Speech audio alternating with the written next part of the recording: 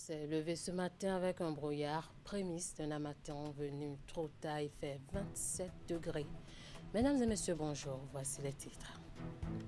À la découverte d'un petit marché dans la commune de Zé, il s'agit du marché de fruits situé au carrefour nommé Zeplac de cette commune. Les détails, c'est à suivre dans cette édition. Dégradation des voies pavées sur le tronçon Bedjomede-Saint-Michel, une situation due aux racines des arbres plantés le long de ces voies.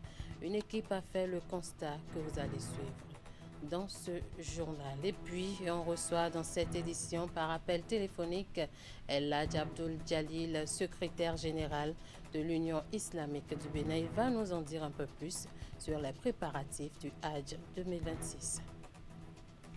À nouveau, bonjour. Les hangars de fortune au cœur du marché de Missebo sont démolis. L'opération a démarré hier. Les bulldozers ont ravagé une bonne partie des abris précaires des vendeurs de friperies.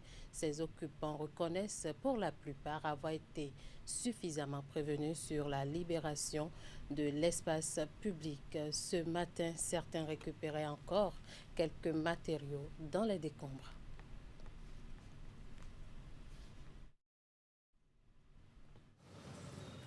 On va suivre ces derniers. Le cassé du marché, c'est là où que je vends avec mon grand frère. Donc c'est cassé, vu que tout est déjà gaspillé, c'est ce que j'essaie d'arranger parce qu'on était déjà avertis. Donc on ne blâme pas l'État béninois, voilà, c'est ça. Je suis un vendeur de friperie et je ne vais pas dire parce qu'on nous a cassé qu'il faut commencer par dire des mots qui n'honorent pas ni la population ni le gouvernement. Je ne crois pas. Je suis en train de découvrir non seulement ça, que ici c'est une voie. Je pensais que c'était une place publique qui a été octroyée à un marché de friperie. Mais on est en train de constater, c'est après avoir cassé ces lieux, qu'on a vu que c'était une grande voie. Là, si ça a eu de développement, que nous voyons ou pas, on doit nous casser. Que je sens mal ou pas, on doit quitter. Quand nous comprenons que c'est déjà une voie, va-t-on rester là pour combien de temps encore? Vous avez déjà une place à PK3? Oui, on a une place. On a une place et que la place qui a été octroyée, c'est des places qui sont exiguës par rapport à ce que nous exposons ici. C'est exigu, c'est totalement exigu. Mais on est obligé de s'y habituer à cette réforme qui nous est donnée. Quelques usagers de ce réputé marché de vêtements et accessoires vestimentaires parlent du 5 janvier dernier, date qui leur a été communiquée comme étant l'échéance d'écarpissement de ces installations. Et déjà, c'est un marché de recyclage des bois, de récupération qui s'ouvre pour certains. Les occupants, non encore touchés par l'opération de destruction, démontent par eux-mêmes leur construction. L'autre catégorie d'acteurs de ce commerce, encore inquiet de son sort, est celle des couturiers du marché Missebo. Ils se plaignent de l'exiguïté des espaces dédiés à leur activité sur les nouvelles installations du site du marché moderne de PK3 à quelques petits kilomètres. Ces artisans craignent le coût des droits d'exploitation des places dans le nouveau marché. On les écoute.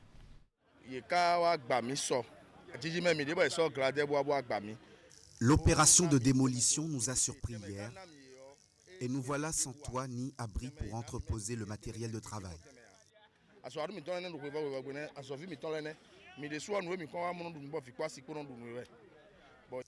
Les espaces qui nous sont destinés ne peuvent nous suffire puisqu'étant trop étroits. 3 couturiers sont appelés à partager une place de moins de 2 mètres carrés et c'est insoutenable. La réforme est la bienvenue en raison de l'inadéquation de ce cadre, mais notre bien-être importe aussi tout autant.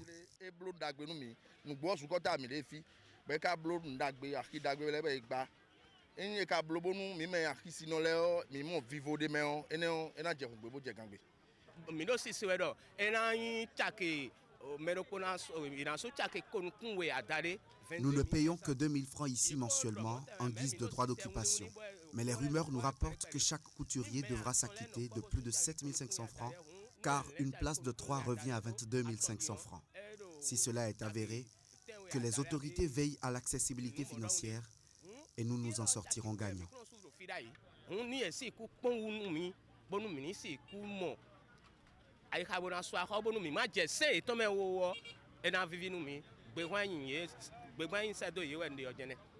La cérémonie d'inauguration du marché de PK3 à Pakpa prévue pour accueillir les anciens occupants des hangars démolis est en cours depuis ce matin, ce qui consacre ainsi sa mise en service après les tirages au sort des places depuis la deuxième semaine du mois de décembre dernier. Depuis plusieurs mois, les femmes qui autrefois occupaient le marché au charbon de Bégamé ont dû trouver d'autres points de chute. Désormais dispersées entre les abords de l'ancien site et Vaudier, elles exercent désormais leur activité à ciel ouvert dans des conditions qu'elles disent précaires. Face à cette réalité, le Conseil des ministres de mercredi 21 janvier 2026 a annoncé la construction d'un nouveau marché au charbon et de pharmacopée, un projet porteur d'espoir mais aussi d'attente pour ces bonnes dames. Une équipe de rédaction est allée à leur rencontre au lendemain de cette décision. Suivant. Bégamé n'est plus qu'un souvenir pour les vendeuses de charbon de Cotonou. Délogées par les chantiers de modernisation urbaine, elles tentent de survivre à Vaudier ou sur les trottoirs environnants dans une situation de grande vulnérabilité. Aujourd'hui même là, le marché s'est diminué à cause de quoi? Comme ils ont gâté tout l'endroit là. Mais Dieu merci, on les a donné une place pour dire qu'on veut construire un marché pour eux. Les difficultés qu'ils avaient, si la pluie tombe maintenant là, ça tape les sacs. Comme ça, si le soleil le voit, ça déchire. Si ça déchire comme ça, c'est eux qui ont la paix. Depuis qu'on nous a déplacés de l'ancien site, nous rencontrons énormément de difficultés. La clientèle a chuté. Très souvent, nous faisons des prêts pour tourner notre activité et nous devrions de rembourser ces prêts.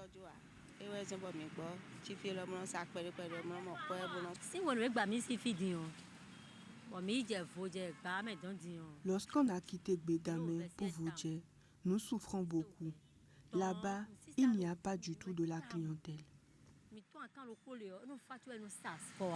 Une lueur d'espoir vient pourtant de tomber. Le Conseil des ministres de ce mercredi 21 janvier a acté la construction d'un marché dédié au charbon et à la pharmacopée. Les travaux d'aménagement du projet d'assainissement pluvial de la ville de Cotonou ont entraîné le déplacement des commerçantes de charbon du quartier Bégamé. Il sera reconstruit sur un nouveau site, un marché au charbon et de pharmacopée offrant de meilleures commodités. Une décision accueillie comme un soulagement, même si les attentes restent immenses. Si la construction de ce marché se concrétisait, ce serait une bonne chose. Nous souhaitons que ce nouveau marché soit éclairé et spacieux pour contenir les marchandises. Donc on remercie l'État pour le travail qu'il voulait faire. Seulement de trouver une place pour eux, comme on peut les installer dans un magasin, même si la pluie tombe là, pour que les sacs ne déchirent pas. Ce que nous vendons nécessite assez d'espace. Il faudra en tenir compte. Il faut aussi que ce ne soit pas trop loin de nos habitations.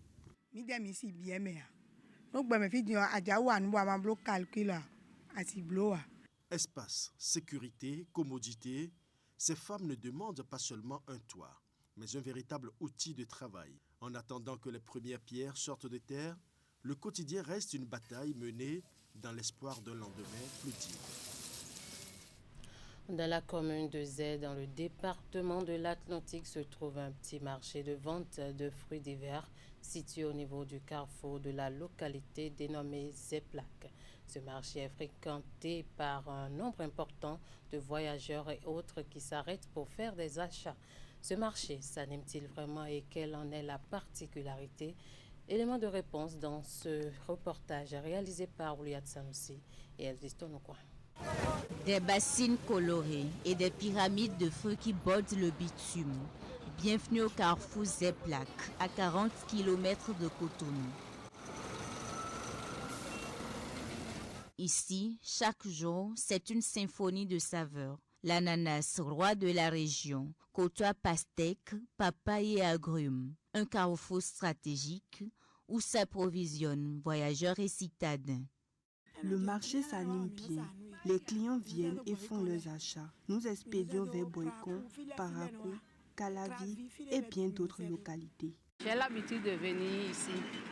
Je viens prendre des fruits chaque fois parce que c'est un peu moins cher. Je fais du jus d'ananas avec ça. Donc comme ça coûte moins cher, je viens prendre la quarantaine des fois. Comme moi, je suis Céleste. J'ai l'habitude de venir ici, prendre les fruits, payer des fruits. Il y a une diversité de fruits ici, donc on essaie d'acheter ça et aussi le coût est un peu abordable. Mais derrière l'abondance de la production locale venue de Zé ou de Tofor, la réalité est moins sucrée pour ces commerçantes. D'un côté, le soleil qui gâte les marchandises et de l'autre, l'absence d'étals protégés. Toutes choses qui engendrent des pertes financières de façon constante. Avec la réalisation des routes, nous ne vendons plus. Les fruits se gâtent et nous les jetons. Je n'ai plus de place. Là où j'étais, on me l'a pris. Lorsque les véhicules s'arrêtent, on nous renvoie. Lorsqu'il pleut, nous sommes trempés. Quand il y a soleil, on est exposé. Nous ne vendons plus. Les clients sont devenus rares avec la situation. C'est nous-mêmes qui nous débrouillons pour faire des rangas en tôle. Face à la précarité de leurs installations, ces femmes n'ont qu'un espoir. Voir la vague de modernisation des marchés atteindre enfin leur commune. En attendant, le marché de Zéplac continue de tenir le coup et reste un point stratégique sur le tronçon Cotonou-Parakou. Un reportage de Ouliat Sanoussi présenté ici par Florence Bossa, de retour à Cotonou où des routes se modernisent pendant que d'autres sont encore dans leur état de dégradation. C'est le cas par exemple de la voie pavée du carrefour 16 Ampoules qui mène à Saint-Michel. Sur ce tronçon, les racines d'arbres plantées le long du terre-plein central détruisent l'infrastructure routière. Une situation qui met en mal la bonne conduite des usagers. Quels arbres plantés le long des voies et sur les terre-pleins centraux pour allier sécurité esthétique et protection de l'environnement? Élément de réponse avec Teddy Goudalon. Ici, à Bedromene, quartier situé en plein cœur de Cotonou, des racines d'arbres que vous voyez derrière moi détruisent progressivement la voie pavée donnant accès au marché et d'Antokba. C'est des arbres qui existent depuis plusieurs années. Ces arbres créent énormément d'ennuis aux usagers et surtout aux riverains. Si on conduit la moto là-dessus jusqu'à arriver à la maison, on est tout fatigué. Comme ça, les boulons se dévissent et ça nous fatigue toujours. Pour les piétons, pour les motocyclistes, comme pour les voitures, c'est très difficile. Moi, j'utilise souvent la voiture, mais quand tu passes à chaque fois, ça fait du bruit et ça secoue tout le moteur. Donc parfois, tout le temps, il faut être au garage. Et c'est dû aux racines de ces arbres-là qui sont installés dans les terre-pleins et qui malheureusement dégradent la voie. Une question essentielle se pose donc. Quel arbre planter le long des voies et sur les terre-pleins centraux? Par exemple, il y a le superba, il y a le tidicure du Gabon et un terminalia qui est différent parce que le terminalia, il y a beaucoup de sortes. Il y a le grand terminalia qui était celle qui est là-bas. C'est celle-là qui était plantée un peu partout et qui faisait des racines et qui cassait des choses. Nous, on a deux à Timon, contre les bonus à Léonagnon, et on a deux palmiers royales, on a deux palmiers Vincia, on a deux cordia. Nous, on a Washingtonien de souris, on a deux parce que palmiers ne les racines et ton et nos pavé à racines et ton et nos idou. L'arbre urbain n'est pas qu'un élément décoratif. Il joue un rôle majeur dans la régulation de la température, la réduction du bruit et l'amélioration du cadre de vie des usagers de la route. Donc ils n'ont pas vraiment su choisir les arbres qu'il faut dans les trottoirs. Et des fois, ça fait même tomber. Quand tu veux traverser et tu ne regardes pas bien le sol, ça fait tomber. C'est sûr que ces racines-là, ouais, que c'est des arbres qui ont duré, ça a déjà fait longtemps, ça a déjà fait des années. Les racines peuvent même quitter, ça dit s'enfoncer juste au niveau des pavés et aller même au niveau des chambres, on ne sait pas. L'arbre, c'est la vie. Et quand il arrive à détruire des infrastructures routières à Cotonou, il urge des actions urgentes de la part des autorités. Dans la suite de cette édition, le tarif pour le passage des véhicules légers au poste péage de Ouébo inauguré le début de cette année est de 1000 francs CFA, tarif jugé exorbitant par les conducteurs de taxi qui invitent les autorités compétentes à revoir si possible pour leur faciliter la traversée. Le constat est fait par Vigile Arodagnon et Simon Rolonou. Je vous invite à suivre. À environ 111 km de Cotonou selon la circulation et à 17 km d'Alada, nous sommes à Ouébo, à hauteur du pont-péage situé dans l'arrondissement de Koli. Ce tronçon est une portion de la route reliant Alada à Boïkan.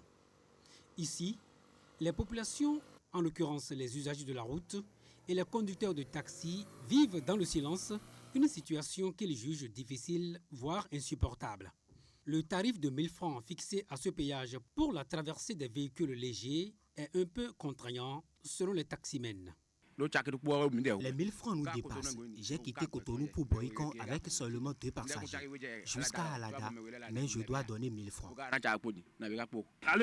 L'aller-retour fait 2000. On n'en peut plus. Nous nous endettons et c'est dur. Les difficultés des conducteurs de taxi sont corsées par le refus des clients d'accéder à une augmentation des frais de transport habituels. En principe, Boïkan-Cotonou, 3600 900. Boïkan-Cotonou, c'est à 3000 ou 3500 selon le client. Mais aujourd'hui, ils donnent difficilement les 3000 francs. Certains disent même 2500 ou 2000. Parfois, on n'a pas le choix.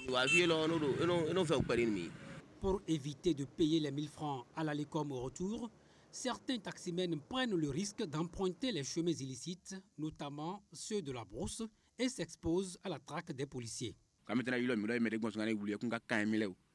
De façon unanime, clients et chauffeurs ont souhaité que ce tarif soit revu un peu à la baisse. Mais c'est sans savoir que la fixation des frais de péage suit des règles bien définies. Nous avons rencontré sur le terrain un jeune technicien de la CIRAT qui a bien voulu nous donner dans l'anonymat quelques précisions sur la question. Le critère sur lequel le gouvernement se base pour fixer les prix est que quand la distance qui sépare 2 péages consécutifs est déjà à 100 km, vous contribuez à une somme de 1000 francs pour l'entretien de la route. Quand on prend Ouébo, avant de trouver un autre péage, vous allez devoir faire au moins 100 km. C'est pour cette raison qu'on a fixé le prix de Ouébo à 1000 francs. Voilà qui est clair. Les usagers devront s'y faire et espérer qu'entre ce péage et le prochain, le gouvernement envisage d'ériger un autre avant les 100 km.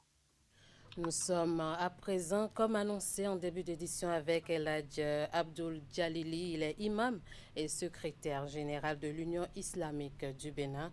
À quelques mois du Hajj 2026, les inscriptions sont déjà lancées et prennent fin le 7 février prochain. L'Agence pour la gestion de la logistique des officiels a sorti un communiqué à l'endroit des candidats au pèlerinage 2026. El Hadj Jalili, bonjour. Bonjour, madame. Vous avez sûrement lu le communiqué. Comment est-ce que vous vous préparez pour satisfaire les exigences du dit communiqué? On se prépare de façon active. La communauté musulmane, comme vous le savez, c'est d'abord les fidèles, c'est aussi l'Union islamique du Bénin, et de concert avec les sociétés agréées et également avec l'agence. Je crois que nous nous activons. Par la grâce de Dieu, le délai sera respecté. C'était d'abord prévu pour le 28, mais les autorités saoudiennes ont dû, compte tenu des réalités en Arabie Saoudite, oui, elles ont demandé que les inscriptions soient closes plutôt le 7 prochain. Et donc, au sein de la communauté, nous en sommes conscients. Nous avons reçu l'information et nous l'avons partagée un peu partout. Aujourd'hui, le vendredi, dans toutes les mosquées, on en parle. Oui. Et également de façon continue jusqu'au 7 dans des lieux de cérémonie et également à travers les réseaux sociaux. L'Union islamique du Bénin accompagne pour que ce délai soit respecté. Alors, quelles sont les dispositions prises pour faciliter les démarches aux pèlerins? Oui, les démarches, comme vous le savez, d'une année à une autre, il y a toujours d'améliorations. Vous constatez que tôt cette année, les préparatifs ont commencé avec l'agence, avec le ministère également des Affaires étrangères qui assure la coordination. Et donc, je crois qu'il y a beaucoup d'améliorations. Et aussi, cette année, c'est que le fidèle musulman désireux d'aller au pèlerinage peut s'inscrire également en ligne tout en faisant le choix de son convoyeur. Et donc, les dispositions, elles sont nombreuses. L'Union islamique du Bénin a sorti déjà 2 communiqués qui parcourent toutes les mosquées sur tout le territoire national. Donc, les exigences et également toutes les conditions du pèlerinage de cette année soient scrupuleusement et strictement respectées par tous les fidèles. Alors, est-ce que vous pouvez nous donner une estimation du nombre de pèlerins pour le Hajj 2026? Oui, pas une estimation. Le Bénin s'est inscrit cette année pour un quota de 2300 pèlerins. Et donc, nous sommes à près d'un tiers déjà d'inscrits. Alors, l'inquiétude est par rapport au délai. Et nous pensons que par la grâce de Dieu, nous allons nous activer davantage pour que le nombre restant, soit les 1600 environ, soit au rendez-vous par la grâce de Dieu. D'accord, parce que surtout que les autorités et les dirigeants de notre pays, contrairement à d'autres pays, vous savez que le gouvernement préfinance le Hajj. Exactement. Et donc, vous voyez, ça fait partie des innovations dans le cadre de l'amélioration de l'organisation du Hajj. Et donc, je demande à tous les fidèles musulmans de bien vouloir encourager le gouvernement qui nous accompagne aussi tant. Alors, un message particulier à leur endroit pour clore cet entretien? Oui, le message, c'est que le changement de date n'est pas fantaisiste. C'est dû aux exigences des autorités saoudiennes. Et à cela, je voudrais demander à tous les candidats de bien vouloir se conformer, d'aller faire leur passeport pour le Hajj et également de payer surtout afin que l'inscription soit effective. Ensuite, nous savons qu'il y a beaucoup de donateurs, de bienfaiteurs qui envoient des gens au pèlerinage. C'est le moment de leur dire que vraiment ça ne dépend pas des autorités chargées de l'organisation du Hajj, et donc de faire diligence afin de pouvoir faire inscrire les bénéficiaires. Je voudrais ajouter également que les ONG et les associations qui donnent et qui octroient des bourses à ces fidèles de bien vouloir se manifester à temps pour que tout se passe dans le respect du délai. Donc, encore une fois, je voudrais profiter de votre micro pour dire aux musulmans que le pèlerinage fait partie d'un des piliers les plus importants en islam et que ceux qui ont déjà l'intention de partir, de faire tout possible pour s'inscrire et d'être dans le délai. Je voudrais également dire, et enfin, que par rapport toujours aux exigences, les salariés les hommes qui ont de revenus. Et ils peuvent s'approcher également de la banque Coris qui accompagne, s'ils sont dans l'attente, qui pourraient venir après le délai, ils peuvent s'approcher également de la banque Coris pour les accompagner afin qu'ils soient des élus de cette année. Merci. Merci à vous, Imam. Je rappelle que vous êtes le secrétaire général de l'Union islamique du Bénin. J'y arrive. Merci d'être intervenu sur ce journal. C'est moi qui vous remercie. Et bon vendredi à vous. Merci beaucoup. Nous poursuivons cette édition. Le cadre de concertation des confessions religieuses félicite le peuple béninois et les institutions pour la tenue des élections couplées du 11 janvier dernier. Dans une déclaration sur le déroulement de la première phase des élections générales livrées ce jeudi à Cotonou, les membres ont aussi invité les acteurs à l'emploi des voies légales de recours pour vider les contentieux. Par la même occasion, le CCCR a dressé un portrait robot du prochain président de la République avec un accent sur certains points comme la compétence, l'unité nationale et la continuité. Compte rendu. L'attachement des Béninois aux valeurs démocratiques, dont le calme à l'occasion des législatives et communales couplées, est salué par le cadre de concertation des confessions religieuses. Mention spéciale à la classe politique qui a choisi la voie de la compétition dans un esprit de paix et de concorde. Les membres encouragent les divers acteurs à maintenir ce cap. Le CCCR appelle donc l'ensemble des acteurs politiques et sociaux à se soumettre aux droits en vigueur et à respecter l'ordre établi et à privilégier les voies de recours légales en cas de contestation ou de contentieux.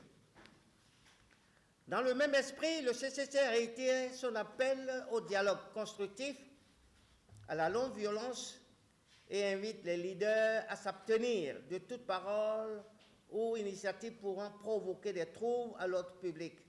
Le CCCR appelle à capitaliser les meilleurs enseignements de ce processus électoral du double scrutin pour améliorer l'organisation des élections au Bénin. Pour le prochain mandat présidentiel, les religieux voient le gouvernail entre les mains d'un homme d'État aux qualités multiples, engagé à poursuivre l'élan de développement en cours depuis 2016.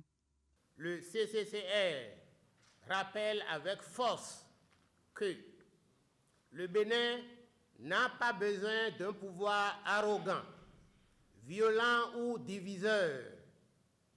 Le Bénin a besoin d'un leadership responsable, moralement enraciné et tourné vers l'intérêt général. Le Bénin a besoin d'un président compétent, intègre, humble, ayant la crainte de Dieu et capable de rassembler toute la nation. Ce portrait robot qui vient d'être rendu public a été dressé au séminaire national du CCCR de septembre 2025, bien avant les dépôts de dossiers de candidature. De toutes les élections qui ont été organisées. On va parler sport pour finir. Les nouvelles ne sont pas bonnes depuis Kigali. L'équipe a enregistré hier une nouvelle défaite à la Coupe d'Afrique des Nations de handball senior hommes. Dans le cadre de la deuxième journée de la phase des groupes, les hommes du coach Basile Pinto ont défié ce jeudi après-midi leurs homologues du Congo-Brazzaville, médaille d'argent en 1983 et de bronze en 1985 et qui participent à la compétition pour la 22e fois de leur histoire. Une rencontre qui était une chance de relance pour la sélection nationale du Bénin après sa défaite d'entrée en compétition. Mais une fois encore, c'est une nation expérimentée et assez redoutable qu'affronte l'équipe nationale.